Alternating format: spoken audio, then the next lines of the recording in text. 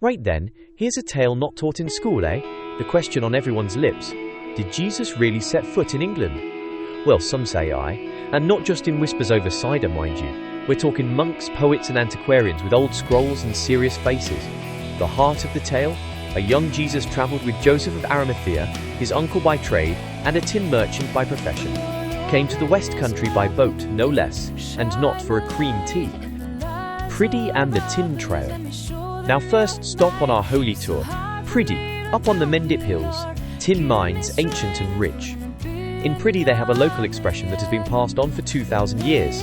Sure as Jesus was in Priddy is the simple phrase used to carry the memory of Jesus' visit.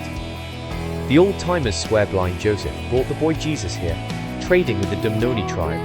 If you squint past the sheep, you can still see Bronze Age barrows and stone circles up on the ridge. What were they really mining, eh? Maybe tin, maybe something more sacred. Glastonbury is the site of the first Christian church. Erected by James, the son of Jesus, the original wooden church dates to 35 AD. Glastonbury, the heart chakra of the earth, is a great place to hide divine footprints. Joseph of Arimathea is said to have planted his staff in the ground here, and up popped the holy thorn, right on Wearial Hill. The story goes that after the resurrection, Joseph of Arimathea escaped to Britain with 12 acolytes. Let us not call them apostles. They built the first purpose-built Christian church in the world. Previous worship sites were underground cellars and temples.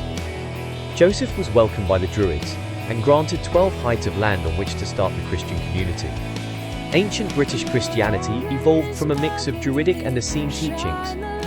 The Culdees, a band of roving British Christian Druid renunciates, whose tradition lived on into medieval times at Glastonbury, were derived from a melding of Essene and Druidic traditions initiated at Glastonbury and in Wales. So that is why locals call Glastonbury the New Jerusalem, and for good reason. It's where ancient Christian pilgrims came, long before Augustine got his sandals wet. Now why would people flock to a small corner of Somerset ever since the 1st century? Think about it. Jesus in prison in Chester? Historian Ralph Ellis asserts that following the crucifixion, Jesus, also known as King Manu of Edessa, was sent to the most distant Roman fortification in the Roman Empire, Chester. Remains of an Essenian zodiac mosaic at Chester fortifications supports Ellis's theory.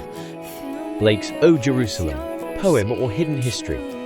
Every Sunday, and on holidays, we sing the anthem written by Blake. Let's recite the words. And did those feet in ancient time walk upon England's mountains green? And was the Holy Lamb of God on England's pleasant pastures seen?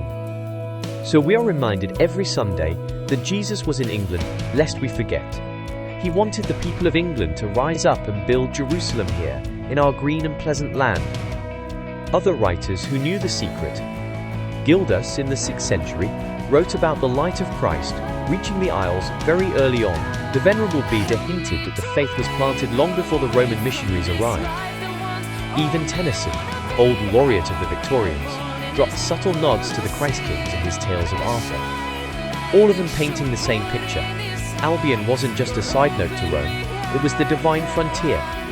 Jesus' son James married Anna of Arimathea, daughter of a British king, Arviragus. Anna of Arimathea was also known as Anna of Avalon and Anna the Prophetess, all fascinating epithets. British princess, daughter of Arviragus and cousin to Caractacus, the warrior king who resisted the Romans like a proper Brit. So before you think Christianity is dead in England, remember his legacy. It belongs to Britain.